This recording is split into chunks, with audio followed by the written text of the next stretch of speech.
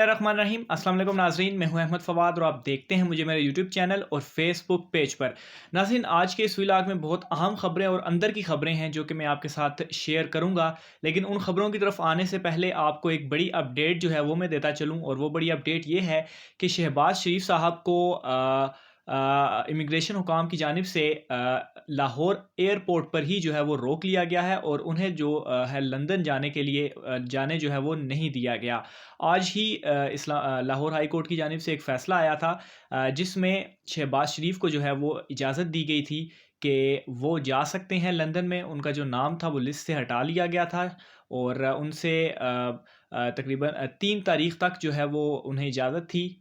तकरीबन 8 हफ़्ते ये बनते हैं, 8 हफ़्तों की उन्हें जो है वो इजाज़त दी गई थी कि वो अपना जो रेगुलर चेकअप करवाने जा रहे हैं लंदन, वो उसके लिए जा सकते हैं। उस फ़ैसले के आने के बाद शहबाज शरीफ साहब जो हैं वो तकरीबन सहरी का वक़्त था, कोई 3 से 4 के करीब वो वक़्त था कि शहबाज शरीफ साहब जो हैं वो लाहौर एयरपोर्ट जाते हैं, और वहाँ से दोहा के रास्ते लंदन जो है वो उन्होंने जाना था। लेकिन वहाँ पर हुकाम की जानिब से उन्हें रोक लिया जाता है और उन्हें जो है वो बाहर नहीं जाने दिया जाता। जो रीज़न बताई गई है वो ये बताई गई है कि अभी तक उनका जो नाम है वो लिस्ट में बदस्तूर शामिल है, और अभी तक एफआईए की जो वेबसाइट है वो अपडेट नहीं हुई। वेबसाइट के अपडेट ना होने की वजह से उनका नाम जो है वो अभी तक लिस्ट से नहीं निकाला गया, जिसकी वजह से वो उन्हें बाहर जाने की इजाज़त जो है वो नहीं देते। इस हवाले से काफ़ी बहस भी हुई शहबाज शरीफ साहब की, और जो दीगर रहनुमा थे मुस्लिम लीग नून के एयरपोर्ट पर हुकाम से ही, और लाहौर एयरपोर्ट पर ही जो है वो ये चीज़ हुई। लेकिन ऑब्वियसली उनका ये काम है, उन्हें जो है वो चूँकि वेबसाइट अपडेट नहीं हुई, जिसकी वजह से उन्हें जो है वो जाने नहीं दिया गया। तो इसलिए शहबाज शरीफ साहब जो हैं वो अब वापस लाहौर एयरपोर्ट से अपनी रिहाइशगाह पर जो है वो चले गए हैं। और ख़ैर सुबह होती है तो सुबह वो दोबारा हाई कोर्ट के लिए रुजू करते हैं, या शायद सुबह जो है वो उनकी जो वेबसाइट है वो अपडेट हो जाए, जिसमें उनका नाम जो है वो लिस्ट से निकाल दिया गया हो। तो उसके बाद जो है वो फिर लंदन के लिए वो रवाना हो सकते हैं। लेकिन ऑब्वियसली उन्हें आई डोंट नो किस चीज़ की इतनी ज़्यादा जल्दी थी कि वो एक ही दिन में फ़ैसला भी लाहौर हाई कोर्ट में उनके लिए आ जाता है, और उसके बाद वो कुछ ही घंटों के बाद वो जो है वो रवाना भी होने के लिए रेडी हो जाते हैं। लेकिन हुकाम की जानिब से उन्हें रोक लिया गया है। तो ये बड़ी ख़बर है जो कि मैं आपको पहुँचा रहा हूँ। इसके अलावा नाज़रीन, आज का जो वीलॉग है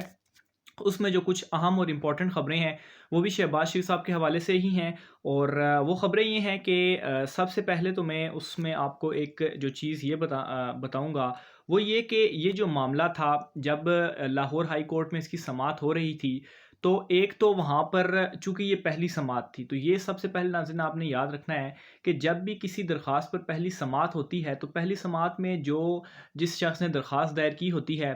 वो जो है वो उसकी जानिब से पेश हुआ जाता है। फिर उसके बाद जो उस दरख्वास्त में फ़रीक़ैन होते हैं, जिन्हें फ़रीक बनाया जाता है, उन्हें नोटिस जारी होते हैं, और वो आइंदा समाअत पर आते हैं, अगली समाअत जो उससे होती है उस पर आकर अपना मौक़िफ़ जो है वो देते हैं। लेकिन इस दरख्वास्त में पहली समाअत पर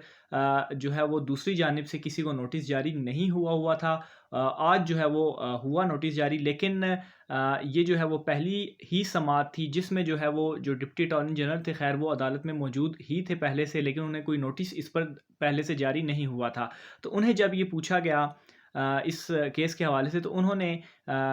ये कहा कि इस मामले को जो है वो ईद पर लेकर जाएँ, ईद के बाद जो है वो ले जाया जाए, क्योंकि ये रूटीन का मामला, चूँकि जिस तरह शहबाज शरीफ साहब ने मौक़िफ़ अपनाया कि वो रूटीन का चेकअप जो है वो करवाने के लिए जा रहे हैं, तो इसलिए क्या है कि इस मामले को ईद के बाद ले जाएँ। वो इदारों से इनके हवाले से चीज़ें डिटेल्स वग़ैरह लेकर तो जो है वो पेश कर देंगे। लेकिन अदालत की जानिब से आखिर ऐसा क्या हुआ कि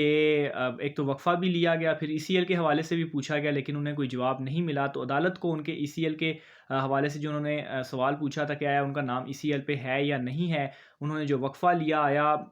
उन्हें किस तरह से बताया गया, या क्या चीज़ हुई ऐसी कि इतनी जल्दी में जो है वो ये फ़ैसला किया गया। और नोटिसेज़ जो है वो पहली समाअत में जारी तो हुए, लेकिन दूसरी तरफ का उस तरह से जो मौक़िफ़ है वो अब आइंदा समाअत पर जो है वो सुना जाएगा। लेकिन एक तो मामला ये कि इतनी जल्दी क्या थी इस मामले में। अच्छा, दूसरी जो चीज़ थी वो ये कि ये जो दरख़्वास्त है, इस दरख़्वास्त पर एतराज़ जो है वो उठा था, और एतराज़ ये था कि ये जो दरख़्वास्त थी वो लाहौर हाई कोर्ट इसका मुतलका फ़ोरम जो है वो नहीं बनता। लेकिन उसके बावजूद भी इस दरख़्वास्त पर जो है वो समाअत हुई। आखिर जो रजिस्ट्रार के दफ़्तर है, उस रजिस्ट्रार के दफ़्तर में ऐसा क्या हुआ जिसके बाद ये जो दरख़्वास्त है, इस दरख़्वास्त को समाअत पर के लिए जो है वो मुकर्रर किया गया। फिर इसके अलावा शहबाज शरीफ साहब ने 10 घंटों के अंदर ये जो सारी गेम थी, या ये जो सारा मामला था, ये किस तरह से एकदम से जो है वो पलटा, इस हवाले से आप तक जो डिटेल्स हैं वो पहुंचाऊंगा। और एक दो पॉइंट्स जो तहरीरी फ़ैसला इस हवाले से आया, क्योंकि गुज़श्ता व्लॉग में काफ़ी सारी डिटेल्स मैंने बताई। तहरीरी फ़ैसले की एक जो अहम चीज़ मैं आपको आपके सामने रखूँगा, तो उसमें अदालत ने ये कहा कि शहबाज शरीफ साहब को पर्सनल कमिटमेंट की बेसिस पर जो है वो बाहर जाने की जो है वो इजाज़त दी जा रही है। पर्सनल कमिटमेंट, तो ये मेरे लिए तो थोड़ा सा हैरानकुन था, क्योंकि मेरी नज़र से आज तक कोई ऐसा फ़ैसला नहीं गुज़रा जिसमें किसी आम आदमी को इस तरह से रिलीफ़ दिया गया हो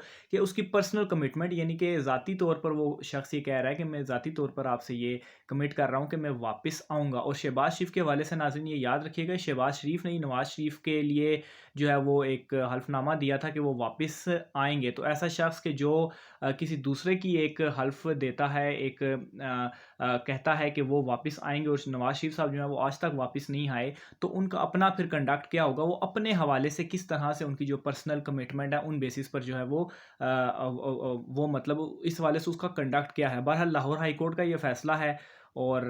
उन्हें जो है वो एक रीज़न ये भी है कि पर्सनल कमिटमेंट की बेसिस पर जो है वो उन्हें जाने दिया गया। और साथ ही साथ में अदालत ने ये भी कहा कि चूँकि वो पहले भी 2 मरतबा जा चुके हैं, और 2 मरतबा जाने के बाद जो है वो वापस आ गए हैं, तो इसलिए इस मरतबा भी जो है वो उन्हें जाने दिया जाए।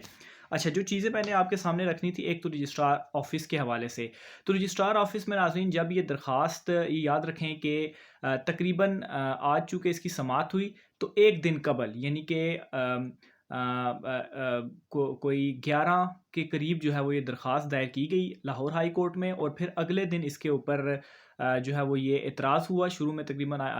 ग़ालिबन 9 बजे जो है वो इसके ऊपर एतराज़ सामने आया, और एतराज़ ये था कि ये मुतलका फ़ोरम जो है वो नहीं है, जिस पर जो शहबाज शरीफ के वकला थे, वो जो है वो रजिस्ट्रार के ऑफ़िस में जाते हैं, और वहाँ पर उन्हें कन्विंस करने में ये कामयाब हो जाते हैं कि लाहौर हाई कोर्ट ही जो है वो मुतलका फ़ोरम है। और वहाँ पर उन्होंने ये एतराज़ लगाया था कि ईसीएल में नाम वगैरह का जो मामला होता है वो ये अदालत या इस तरह से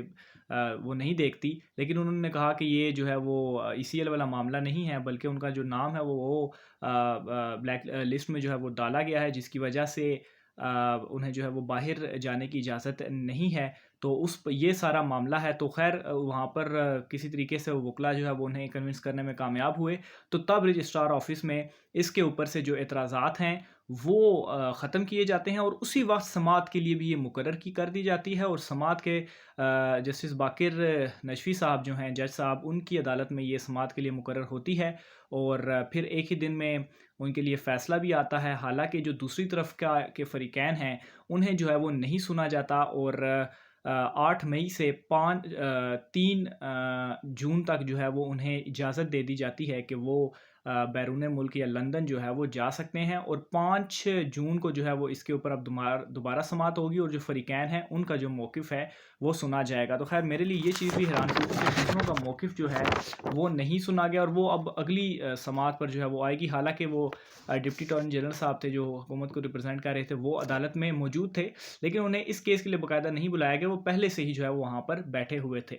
तो नाज़रीन ये डिटेल्स थी। उम्मीद है आपको मामला जो है वो समझ आया होगा। मुझे इजाज़त